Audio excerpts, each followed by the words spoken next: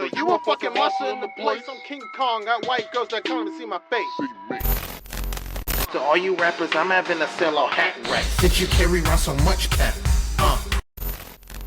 You'll get lost, I will not. I'm my own boss. Worship your dogs, not a god. They go to heaven, they're secure to spot. You are now tuning into an episode of Notable Quotables.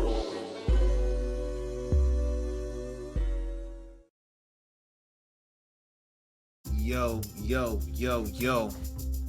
Welcome back to Notable Quotables, a show presented by Menstruction Media, and I am your host today, Black Velvet, and I unfortunately will not be joined by my co-host Ida Law, but let's go ahead and give him some love for his in lieu of his absence. Go ahead and give him some love one time. Yes, real love to the homie. Absolutely. Yeah.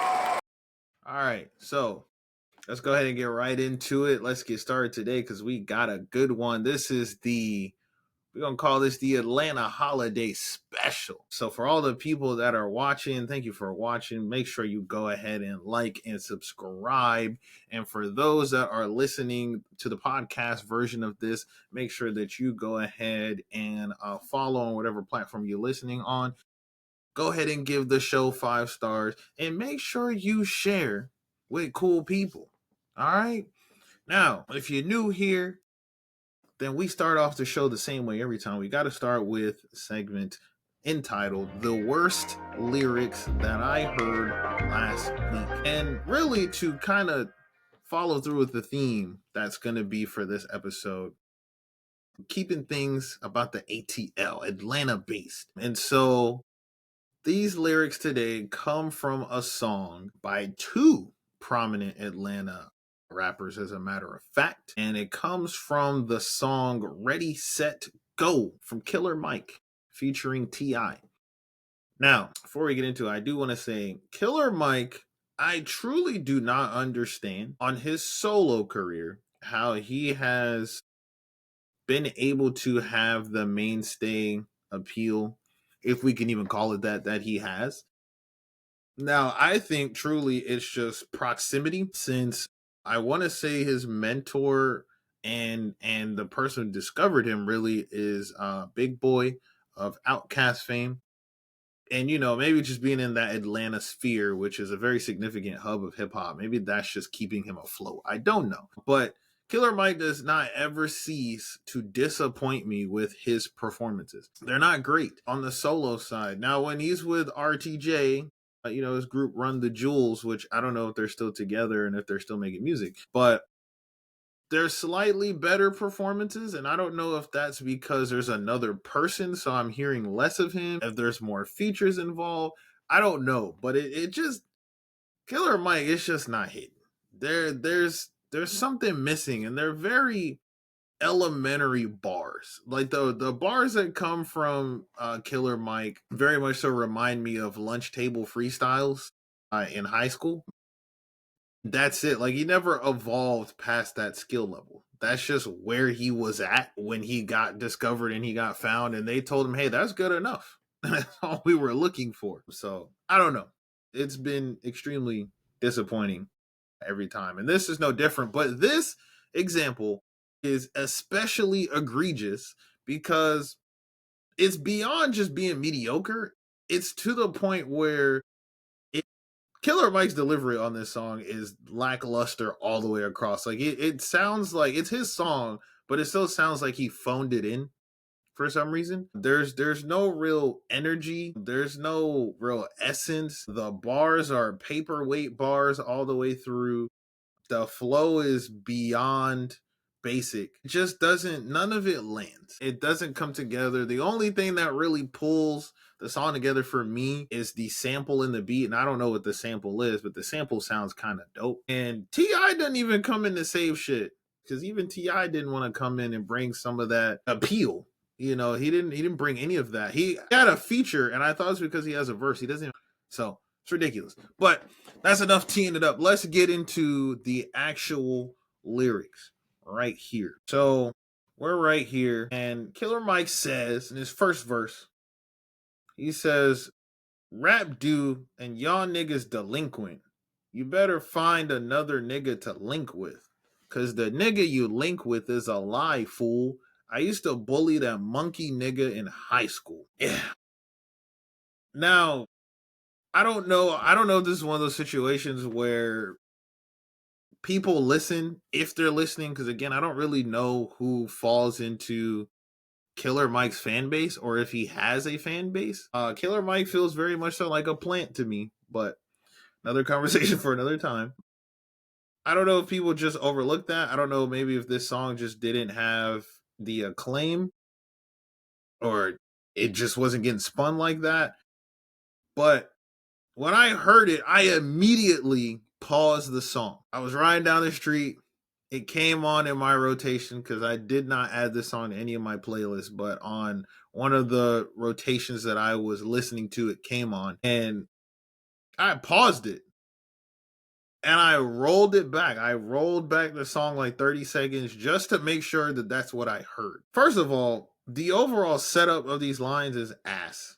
Like, this is some real paperweight, lackluster, mediocre rhyming right here. From what I understand, I feel like what he's trying to say here is, you know, there are people who are frauds in rap in the hip hop culture, and he's saying that it's time for you to pay your dues to the hip hop culture and find someone else to engage with in the space. It's always the facade, that over masculine presentation in hip hop where it's like, I'm real, right? I'm him, I'm the guy. I'm real, he's fake. Shouts out to is that Jada Kiss? That's the type of people. I know Swizz produced that, right? Yeah. Anyhow, so I think that's what he's trying to say, but I don't understand why the culmination of that sentiment ends with, I used to bully that monkey nigga in high school. Now, for those of you that don't know what Killer Mike looks like, he is a large, dark-skinned black man. So to be calling anyone monkey, on his face is insane. Just like, even if you didn't know his racial identity, if you didn't know where he was from, shit, if this even wasn't even in the hip hop space, him saying that is already ridiculous. Like, that's fucking wild. But then to have that context, it's extra ridiculous and disgusting because it's like, why the fuck do you have to call him a monkey? And then on top of that, it doesn't even buttress the point. Like, saying monkey in this context doesn't add anything to what he's trying to say here. Because he's just repeating the same hip hop platitudes. There's nothing fresh here. There's nothing clever. There's not anything clever in any of the verses on this song. Nothing transformative, nothing unique. So to put monkey in there is completely useless. There's no play on words. There's no setup for a punchline. He's just regular calling somebody out. I'm better than you. You're fake, you're phony, and you're a fucking monkey. I don't know. Like, this is especially egregious. And this is probably going to be the last one of these episodes for the year. So I hate that this is the note we have to end on, featuring Killer Mike. I don't know. I might just have to do like a mini episode just to get this taste out of our mouth, because this is fucking ridiculous. Shame on you, Mike. And shame on you, T.I., both of you, for bringing this bullshit along. This is fucking beyond tragic. Like, I can't believe there's no fucking dignity here. I don't know why. Just, this goes back to the question I always ask too. Who are the people, or why aren't there people in these studios that are tapping these artists on the shoulder like, hey, are you sure that you want to release that? Are you sure that's what you meant to say? Are you sure that's what you were going for? Like, you gotta... Anyhow, shame on you, Mike. Shame on you, T.I. We are now going to move into our real feature for today. And, you know, to be on brand and to be consistent, right? I picked a song of mine that we're going to review that also isn't my strongest lyrical performance, and was written when I was living in Atlanta, and is also based on and features a lot of elements about Atlanta and my time living there and my experience living there. So this is the Atlanta Holiday Special Okay. If I'm going to call them out, I make sure that I scrutinize my own work to the same level. So we're going to do that today. And what's on the chopping block today is a 2021 release of mine entitled Hotlanta. It is one of the more favored tracks of mine from general audiences. It's one that was co-produced with our MIA co-host Ida Law. We co-wrote and co-produced it for our also co-written and co-produced EP Taste Test. As a matter of fact, I want to say that this track did roll out. So I guess we kind of did do a single rollout, and this did drop before the full EP did. So I guess this was one of the singles. But now coming back going on 5 years later, putting it on the chopping block. What many say is a classic. So let's go ahead. What's that? We gotta bring that phrase back that we used to say. What is that? We do lyrical forensics over here. So let's go ahead and get this one on the table. Huh? Is that good? Was that the one? Okay. Well, I'm there you go.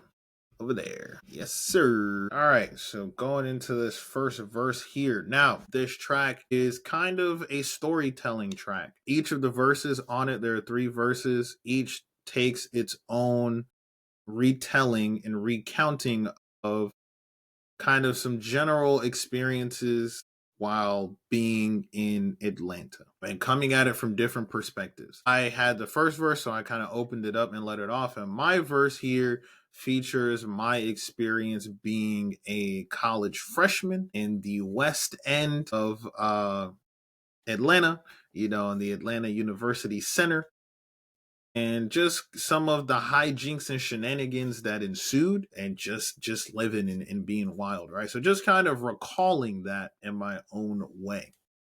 So that's kind of the general abstract, given that this track almost was not a track, because when I initially started writing this, I kind of shelved it for a while.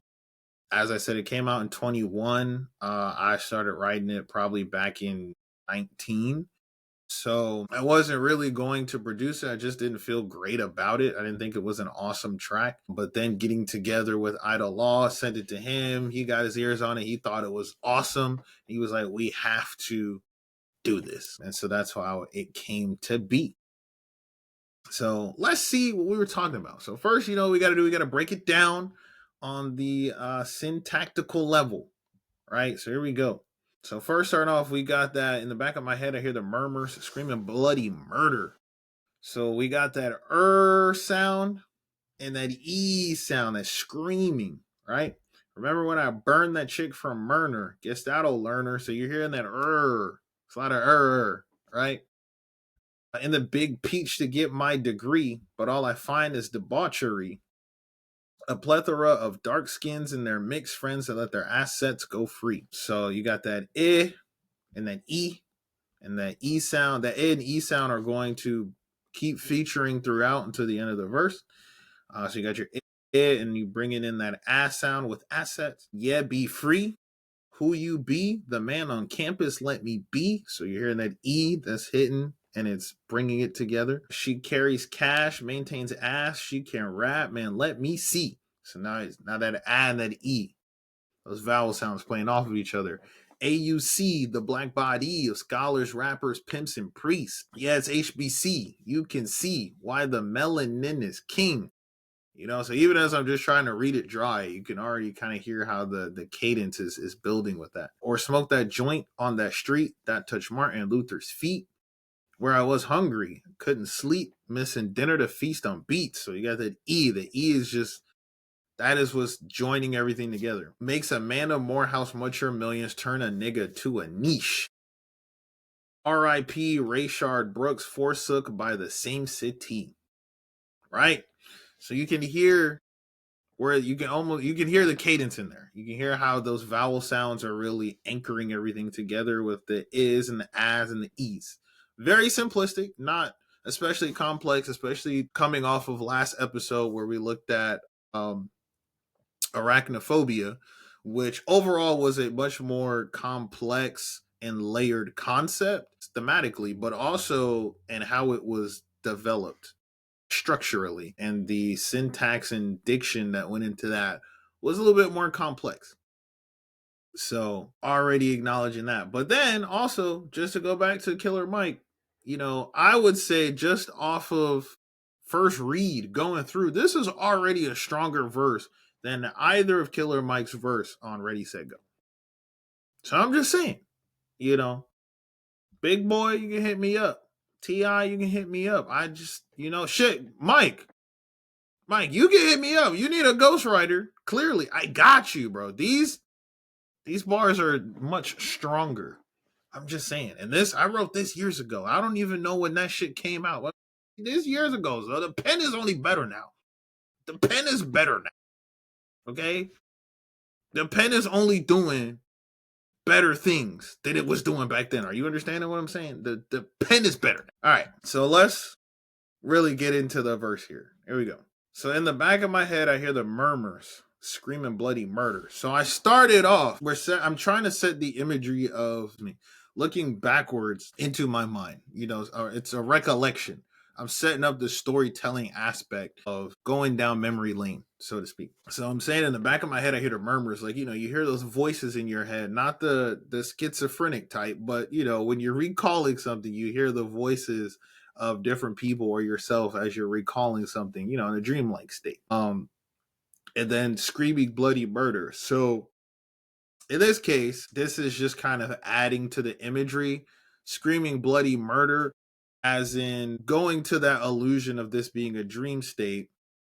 These experiences are something that's haunting my mental state, right? So in the back of my head, I'm hearing this, I'm seeing it, I'm reimagining this experience, and I'm not happy about it, right? I'm not taking pride in the experience that I'm about to detail. It's not something that I look back on fondly, right? So you're setting that tone early on from the first line. The next line, remember when I burned that chick from Murner?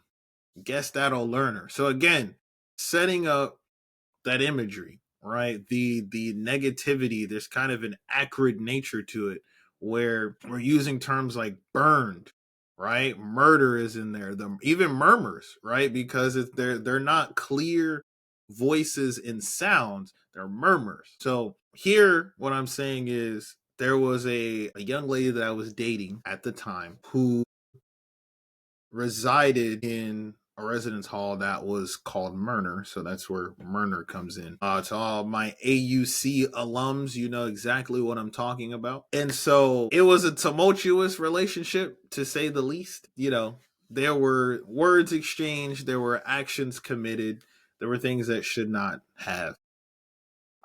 And so I'm acknowledging, again, recalling, you remember when I burned that chick, as in figuratively, when I treated her less than, when I was less than favorable, when I was less than respectful, when I did things that I wouldn't and shouldn't be proud of doing. But then there's also kind of a dismissive nature on the second part of that, where I'm saying, oh, I guess that'll learn her. So recalling it, not being proud of it, but also not being apologetic about it, not being remorseful about it. I don't want to dwell on it. I had to learn from the experience. In the Big Peach to get my degree, but all I find is debauchery. So again, as I was saying, this being about freshman year, college, I'm in the Big Peach, which is colloquially what Atlanta is referred to sometimes. So I'm in the Big Peach to get my degree. I'm there with a purpose, right? Which is to get educated and get this degree. I'm not supposed to be there, to get into nonsense. I'm not supposed to be there to get whisked away into whatever. The main objective is to get the degree.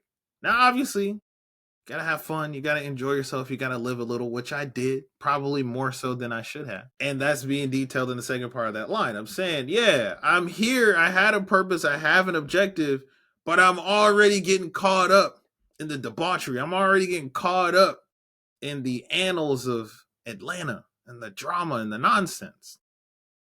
So I'm already detailing. In the Big Peach to get my degree, but all I find is debauchery. A plethora of dark skins and their mixed friends that let their assets go free. And of course, one of the main downfalls of every great man is beautiful women. And, those that are familiar with Atlanta in any capacity, but again, especially if we're talking in the AUC area, there are just swaths and swaths and gaggles of beautiful Black women there,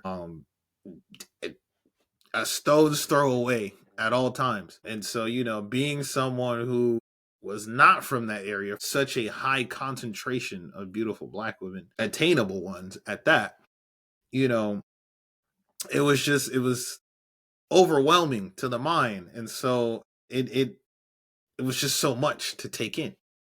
So then also just acknowledging having that many dark-skinned, beautiful, melanated queens in my vicinity was just doing crazy things to my mind. And they're just, out there living their best life, just being beautiful for no reason, right? Just being bad for no reason, just casually moving around. Going to the next line. Yeah, be free. Who you be. So this is now, again, this whole verse is internal monologue. All right. So now this is me speaking to myself again. Yeah, be free. Who you be. So I'm saying, yeah, they're free. They're doing their thing. They're living their lives. They're just being bad for no reason. So yeah, you live your life and be free like them. Enjoy yourself. Embrace what you are. Enjoy this experience. And then asking myself, who are you? Right? As in, who are you going to present as? Who are you trying to show that you are in this environment? And then the next line is me affirming to myself, the man on campus, let me be. So again, engaging with that internal monologue.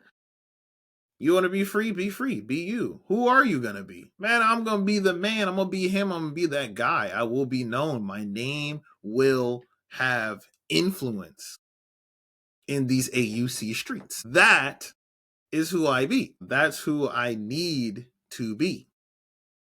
But I also have to make sure that I'm anchoring myself, right, to not get caught up. Because again, there's this plethora of beautiful melanated queens around me. Going to the next line. She carries cash, maintains ass, she can rap, man, let me see. So now again, going back to this dichotomy of who am I, what am I going to be, how am I going to present myself, but also that distraction of the women, that distraction of all this beauty, that distraction is being presented. And so I can't even focus, we just switched back to the internal monologue. So I can't even focus on trying to figure out who I want to be and how I want to establish myself, how I want to present. I'm already lost. This is switching from internal monologue to external monologue. She carries cash, maintains ass, she can rap, man, let me see. So this is imitating me having a conversation with one of the homies. And this is how they're detailing, one of these women. Man, I gotta see that. I can't miss that. That's dime a dozen. And then going back to detailing the environment, AUC, which is the Atlanta University Center, the black body of scholars, rappers, pimps, and priests. Some wordplay there. Right? Literal sense, the black body as in a population of black people that's comprised of all different walks of life and different proclivities. You got your scholars, you have your rappers, your up and coming people, you got your scammers, you got your pimps, you got your priests, because of course Atlanta being part of the Bible Belt, there's a very significant Christian influence in that space, even though you have all of these very unchristian activities going on. So it's detailing that, but then there's also the wordplay there of black body, again going back to referring to the physical embodiment, the temptation that's everywhere you go, everywhere you look, that black body. The next line, yeah, it's HBC, you can see why the melanin is king. So again, it's HBC. So it's kind of a play on words right there, because HBCU for historically black colleges and universities, but then also saying, so HBCU, but then you also being the word you in that line. So HBCU can see why the melanin is king. So again, just going back to all this beautiful black culture and representations, different, unique representations of blackness around in this space. And not only seeing these different representations, but seeing people who are doing it in an unfettered manner, who are doing it proudly without any reservation, and it's being celebrated. Next line, or smoke that joint on that street that touched Martin Luther's feet. Yeah. Before, this was right around the time where the social acceptance and kind of social shift towards being okay with marijuana again was happening, and the decriminalization of marijuana was beginning to start on a state level. And so it was, I'm sure it's probably been the case anyways in Atlanta that people have regularly smoked and consumed weed.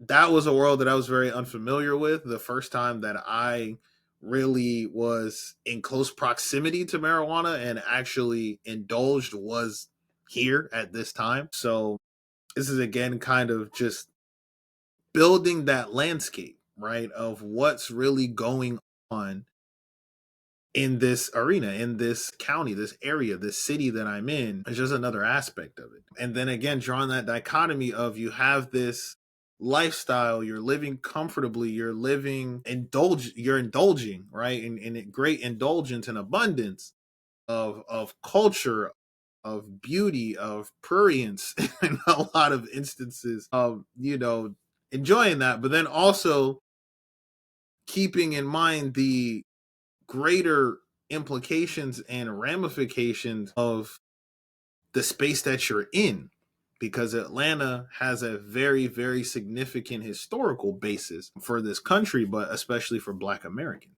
So again, that dichotomy of this lifestyle of abundance that arguably is even possible due to the struggle and the fights and the battles that were fought by civil rights leaders like the Dr. Reverend before us.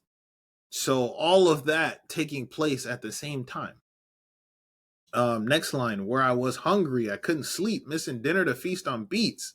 So again, this is now me kind of towards the end of the verse making that transition into becoming part of this space. Starting off, there's a detachment, right? Starting off, there's kind of a distinction of this is that place and time, but I'm a different person now. And I'm recalling this. But now as we're coming to the end of the verse, we're now coming back to moving back to real time in that timeline. We're moving backwards to me living there, being part of that environment in real time. So now I'm recalling the instance and these experiences in real time.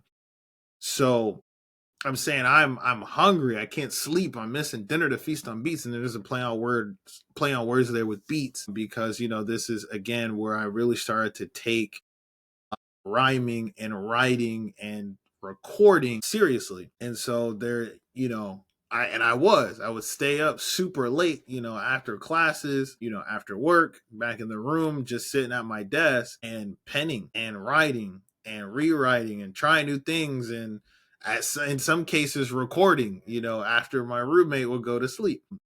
And so this was the time where I was taking all of that so much more seriously.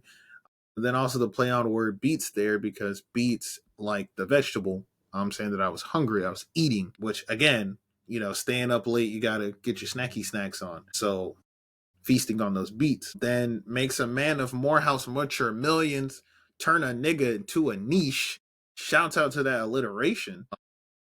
So again, this is really bringing everything full circle. So I'm saying now I'm a man of Morehouse, which I was at that point in time. That's the university that I was attending, or I guess college in this case that I was attending.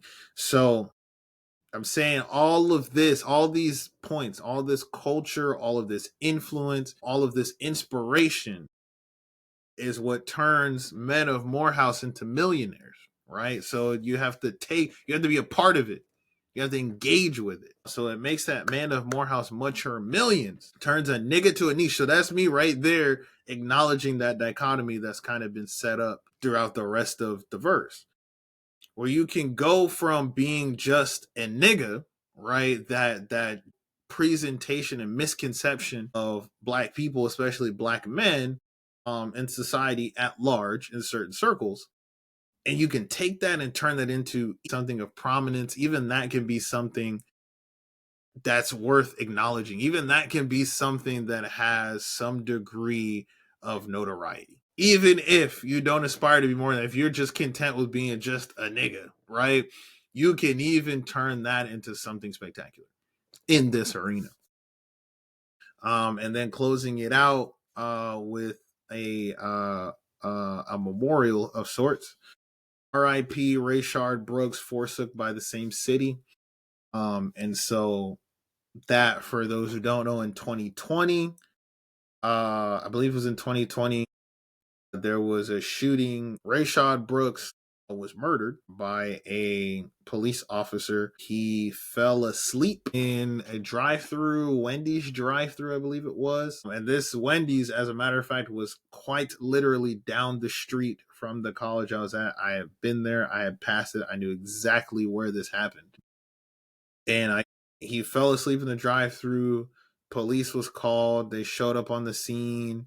An altercation ensued. I guess something happened in that altercation where the officer in charge felt that his life was in danger. So he shot at Rayshard and he ended up dying. And of course, that was on the backs of numerous seemingly race-based cop killings during that time. And this was, I want to say this was before George Floyd when this happened, but it still had a very significant impact because this was something that was happening very frequently then, and was definitely in the zeitgeist, in the mainstream. And again, very much so felt very rooted in the reality of being a young black man in Atlanta. There's that juxtaposition of, you have all this greatness and this grandeur. There's the sparkly side and there's the dark underside of Atlanta, the dark underbelly, if you will. And so even though I don't feel that this is one of my strongest lyrical displays or performances, there's still a lot of complexity within this verse, but especially when it comes to developing and establishing the vision and the image of the landscape of the city. And even with my fairly limited experiences that are being detailed in this verse, you're still able to get the essence and the idea of that juxtaposition of the glamour, the glitz, that life of abundance, but also there's that dark underworld where there still are those racial undertones. There's still that history of civil rights. There's still even the dichotomy between, conservative values due to the very heavy Christian and Baptist influence, and the more liberal proclivities and the abundance culture and so on and so forth. So all of that is still very much so captured within this verse. And then to go into the hook/chorus, you don't want to see too much on Peachtree. The peaches aren't the only thing that are sweet. If you take a trip, know where you headed. Swats, that's the county where you can get it. And if y'all know about Swats County, IYKYK, if you don't, look it up. And then I say a dose of ATL will do you well, and end it out with Hotlanta. We've been going into the hook, which is probably one of my favorite hooks that I've written, but even it doesn't have the most complexity.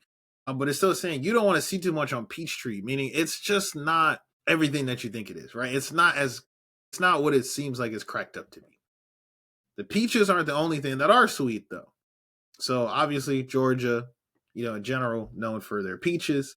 But peach also kind of being a symbolic word here, not just meaning actual peaches, which the peaches there are pretty great, but also using peach as temptation in this case. So the peaches aren't the only thing, right? So again, not just getting caught up in the lifestyle, in the culture, in the women, right? But also engaging with the city as a whole, the different kinds of people that are in the city, the different experiences you can have. One thing that I've always said when recalling my time in Atlanta is there are so many different versions of Atlanta that exist, right? You have Black Atlanta, you have white gentrified Atlanta, you have gay Atlanta, you have a hipster Atlanta. There's so many different versions, and they all coexist in this city. And in some cases they don't coexist, but that's all. You can get all of that in your time there if you get out and you experience it accordingly.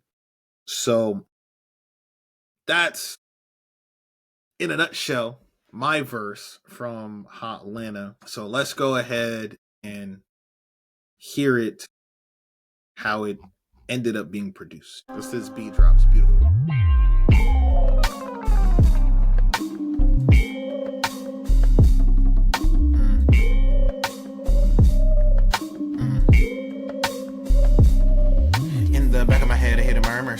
Screaming bloody murder. Remember when I burned that chick from murder? I do. Guess that I'll learn her in the big peach to get my degree. All I find is debauchery. Cause we're dark skins and they mix friends that the assets go free. Okay. Yeah, be free. Who you be? The man on campus, let me be. She carry cash, maintain ass. She can rap, man, let me see. AUC, the black body of scholars, rappers, pimps and priests. Yes, HBC, you can see why the melanin is king. Or smoke that joint on that street that touched Martin Luther's feet. Where I was hungry, couldn't eat. Missing dinner to feast on peace. Makes a man a Morehouse, much our millions. Turn a nigga to a niche. R.I.P. Rayshard Brooks, forsook by the same city. Damn. You don't want to see too much on Peachtree. The peaches ain't the only thing that are sweet. If you take a trip, know where you're headed. Swats, that's the county where you know you can get it. A dose of ATL will do you well. A dose of ATL will do you well. A dose of ATL will do you well. Yeah. Well, sure, my So that's Hotlanta, and that I would put that up any day, every day against 80% of Killer Mike's catalog. Solo Killer Mike. Run the Jewels is different. Run the Jewels has better songs, but that is our Atlanta holiday special. We kept it all ATL. Oh, I gotta give it a grade. I don't know if we did the grade last episode. I meant to. If I didn't, if not, we'll have to retroactively do it. But for this one, I will say, I think lyrically, it's not the strongest. And I think structurally, it could have been more complex if I really put more time into it.